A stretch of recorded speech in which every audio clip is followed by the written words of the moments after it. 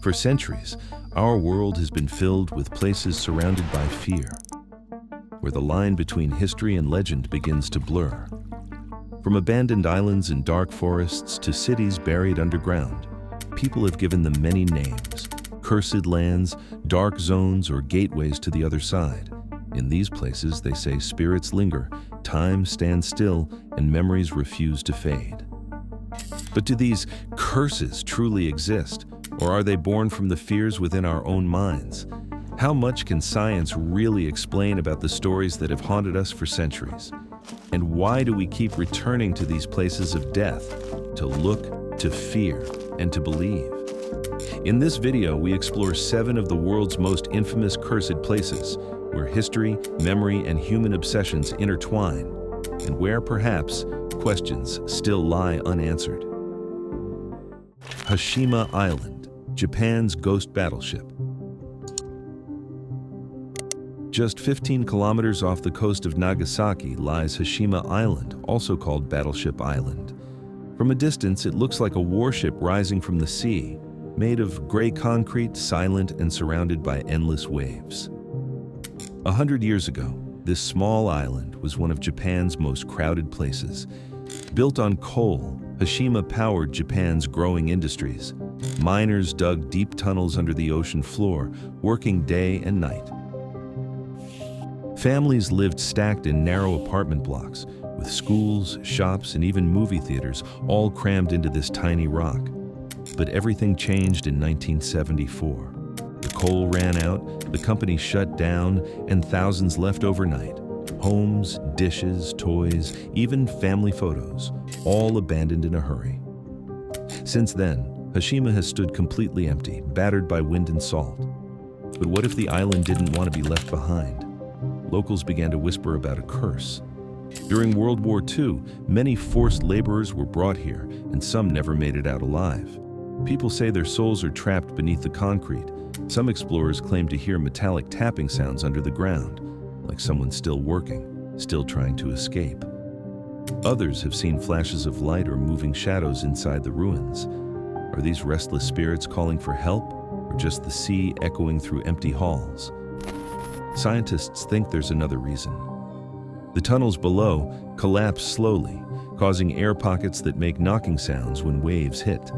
The thick walls of decaying buildings also create strange echoes, amplifying even the smallest sound.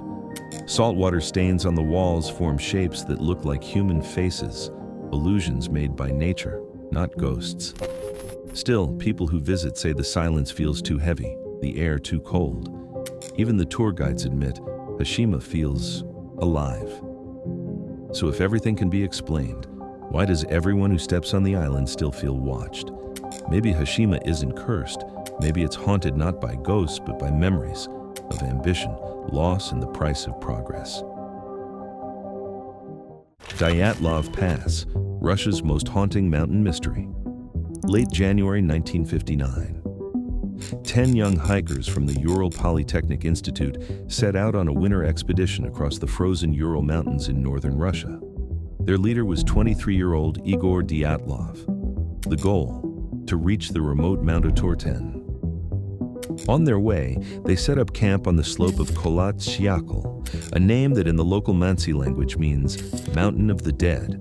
It was supposed to be the adventure of a lifetime, but only 9 of them would continue because one member, Yuri Yudin, fell ill and turned back early. That decision saved his life. By February 12th, the group was expected to send a telegram confirming they had returned safely. No message ever came. A rescue team was sent out. On February 26, 1959, searchers found their tent on the mountain. It was half buried in snow, cut open from the inside. Their boots, jackets, and supplies were still there, but every person was gone. What could make 9 experienced hikers rip open their tent and run into a 25-degree snowstorm with no shoes? Over the next few weeks, their bodies were discovered, scattered between 500 and 1,500 meters from the tent. 2 were found under a cedar tree, barefoot, next to the remains of a small fire. 3 others were found halfway between the tree and the tent, as if they were trying to crawl back. The last 4 were found 2 months later in a nearby ravine, and their injuries were horrifying. 2 had crushed chests, 1 had a fractured skull, Lyudmila was missing her eyes and tongue. Zolotaryov also lost his eyes. Some of their clothing even showed traces of radiation. If it wasn't an attack, and it wasn't an avalanche, then what could have happened? Investigators ruled out foul play. There were no footprints other than their own, no signs of struggle, and the slope was too shallow for a large avalanche. Theories began to grow. Maybe it was a secret military test, rockets, sonic weapons, or radiation experiments that sent them into panic. Others believed it was infrasound, powerful low-frequency wind vibrations that can cause fear, confusion, and irrational behavior. And of course, one of the most famous theories, UFOs, sparked by glowing lights seen in the sky that same night. Decades later, in 2019, Russian prosecutors reopened the case. A year later, they concluded the group died because of a rare type of snow slab avalanche combined with natural forces. Yet even today, few accept that explanation. The strange wounds, missing eyes, and radioactive clothes still don't fit. Was it nature, government secrets, or something the mountain still hides beneath the snow? The Dyatlov Pass tragedy remains one of the coldest unsolved mysteries in history, a place where logic freezes and the mountain of the dead still refuses to give up its secrets. The Devil's Sea, Japan's own Bermuda Triangle. South of Japan, near the island of Miyake, lies a stretch of ocean sailors called the Devil's Sea, or the Dragon's Triangle. It's said to mirror the Bermuda Triangle, a patch of ocean where ships vanish, compasses fail, and strange lights glow beneath the waves. For centuries, fishermen have told stories of ghostly ships, glowing orbs, and whirlpools that appear without warning. Ancient records even speak of entire fleets lost in these waters hundreds of years ago. Could this mysterious sea really be Japan's Bermuda Triangle? In 1952, Japan sent a research vessel called the Kaiyo Maru No. 5 to study Myojin-sho, an underwater volcano south of Tokyo, part of this same region. But during the mission, the volcano erupted violently. The ship, along with 31 crew and scientists, was destroyed in seconds. Some debris believed to be from the ship was found later, but no survivors. This real tragedy, caused by the sea itself, sparked decades of stories about a danger zone where ships and planes meet strange fates. Was this just nature's fury, or something far more mysterious? Writers soon began calling the region the Devil's Sea, linking it to disappearances of ships and aircraft across the western Pacific. Some said it was a magnetic vortex that made compasses spin. Others claimed it was the work of UFOs or underwater alien bases. But scientists point to the region's geology. The Devil's Sea sits on the edge of the Pacific Ring of Fire, one of the most active tectonic zones on Earth. Here, underwater volcanoes erupt, gases rise, and magnetic fields shift, sometimes confusing navigation equipment. Massive bubbles of methane gas released from the seabed can even reduce water density, causing ships to sink without warning. So is it a curse of the sea, or just the living, breathing power of the earth below? Today, the Devil's Sea remains one of the ocean's most mysterious places, where the line between science and legend still blurs beneath the waves. The Cecil Hotel, Los Angeles' House of Secrets. In the heart of downtown Los Angeles stands a building with a dark past, the Cecil Hotel. Opened in 1927, it was meant to be a symbol of glamour and progress, a place for traveling businessmen and tourists. But over the decades, the hotel became something else entirely, a symbol of tragedy, crime, and mystery. When the Great Depression hit in the 1930s, the area around the hotel declined. The once luxury lobby soon filled with long-term tenants and drifters. By the 1960s, the Cecil had gained a grim reputation, the place where too many people went in but never came out. How did a shining hotel turn into one of the darkest places in America? Over the years, at least a dozen deaths have been recorded inside the Cecil, many ruled as suicides, but some were far stranger.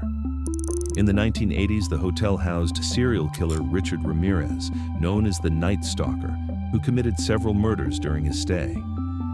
Another murderer, Jack Unterweger, stayed there in 1991, claiming to be a journalist researching crime while secretly committing it again. And then came the case that captured the world's attention. Elisa Lam, a 21-year-old student from Canada who disappeared in 2013. After 2 weeks of searching, her body was found inside a water tank on the hotel's roof. How did she end up there, in a locked tank, on a roof with restricted access? Security footage showed Elisa behaving erratically in an elevator, pressing multiple buttons, hiding, and gesturing as if speaking to someone unseen. The clip went viral, sparking countless theories, from mental illness and foul play to supernatural encounters. The official investigation ruled her death an accidental drowning due to bipolar disorder and disorientation. But for many, questions remain. How did she access the roof? Why was the elevator acting strangely? Was it a tragic accident or something the hotel itself refuses to let go of? Today, the Cecil Hotel has been rebranded as Stay on Main, but its shadow remains. With decades of tragedy behind its walls, the building stands as a reminder that some places collect darkness and never truly let it fade. Poveglia Island, the dark secret of Venice. Just south of Venice, Italy, lies a small island hidden behind thick fog, Poveglia. It's closed to the public now, but its history is anything but quiet. In the late 1700s, Poveglia was used as a quarantine station, or lazaretto, for people arriving by ship who showed symptoms of plague or other contagious diseases. Venice, being a major trading port, faced constant outbreaks. Poveglia became the last stop for those who never recovered. Historical records show that during major epidemics in the 18th and 19th centuries, thousands of people were brought here for quarantine. Legend has it that even during the Black Plague, ships filled with sick people arrived here. Their bodies were burned and buried en masse, leaving the island soil, it is said, still black with human ash. When an island becomes a graveyard, does it ever return to peace? By 1922, the island was reused again, this time as a psychiatric hospital. Official documents confirm that the facility treated patients until it closed in 1968. Rumors later claimed unethical treatments and ghost sightings, but there's no verified evidence of that. What is true is that the building still stands today, abandoned, silent, and slowly decaying. Is the island truly haunted, or just haunted by what people believe about it? After the hospital closed, Poveglia was left empty. Locals avoided it, saying it brought bad luck. Fishermen even steered their boats away, fearing they'd pull up bones in their nets. Scientists who studied the area suggest a simple reason for its ghostly glow: phosphorus and methane released from the soil where bodies once decomposed, gases that can ignite faintly in humid air. Maybe the island's curse isn't supernatural, it's memory itself. Today, visitors are forbidden without permission, yet Poveglia's reputation lives on, not because of monsters or ghosts, but because it reminds us how thin the line is between history and horror. Aokigahara Forest, Japan's Sea of Trees. At the base of Mount Fuji lies a forest so dense that sunlight barely touches the ground, Aokigahara, known in Japan as the Sea of Trees. From above, it looks beautiful and endless, but for many, it's a place filled with silence, sorrow, and mystery. For centuries, Aokigahara has been tied to death in Japanese folklore. In ancient times, it was said that poor families would abandon loved ones there during famine, a cruel act called ubasuti. While there is no evidence that such a thing ever happened in Aokigahara, the story adds a tragic color to the forest.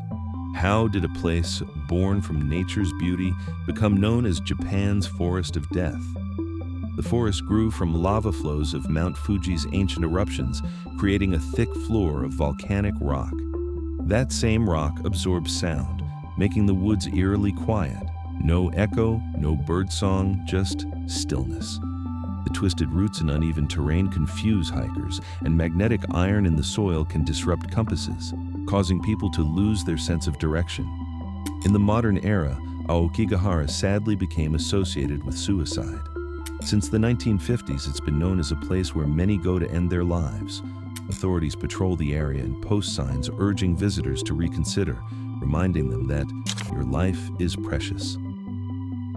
Is it the forest that calls to them, or the silence that reflects their pain? Despite its reputation, Aokigahara is not evil. Locals and volunteers work to protect it, guiding lost travelers and cleaning abandoned campsites. Scientists study its ecology, calling it one of the most biologically rich forests near Mount Fuji. Maybe the forest isn't cursed. Maybe it simply mirrors the hearts of those who enter it. Today, Aokigahara stands as both a warning and a wonder, a reminder that even the quietest places can hold the loudest echoes of human struggle and hope. The catacombs of Paris, the city of the dead below. Beneath the busy streets of Paris lies another city, silent, cold, and built of bones. The catacombs of Paris stretch for nearly 300 kilometers, filled with the remains of more than 6 million people. In the late 1700s, Paris faced a crisis. Cemeteries were overflowing, graves collapsed, and disease spread through nearby neighborhoods. To solve it, officials decided to move the bones underground into old limestone quarries that once supplied the stone for the city above. Night after night, wagons carried skulls and skeletons through the dark. Workers stacked them carefully, forming walls made entirely of bones. What happens when a city builds its foundations on the dead? At first, the catacombs were simply a practical solution, but over time, they became something else, part memorial, part mystery. Visitors in the 1800s described the air as thick, the silence as endless. Even today, you can walk through narrow tunnels lined with skulls staring from both sides. Over the years, the catacombs have inspired countless legends. Secret societies were said to meet here. In 2004, police discovered an underground cinema hidden deep within the tunnels, powered by stolen electricity, and no one ever found out who built it. How many secrets could still be buried beneath the world's most romantic city? Scientists explain that the eerie atmosphere comes from humidity, lack of sound, and the psychological effect of being surrounded by human remains. But for many visitors, the feeling goes deeper, like the city itself is breathing through its bones. Maybe Paris's beauty above only exists because of the darkness below. Today, only a small section is open to tourists. The rest remains sealed. Miles of tunnels where history, death, and silence continue to sleep side by side. Outro across oceans, mountains, cities, and ruins, every cursed place carries the same message. They remind us that behind every legend lies something real, fear, memory, and the echoes of what we once were. Maybe these places aren't haunted by ghosts, but by history itself. And some histories never stay buried.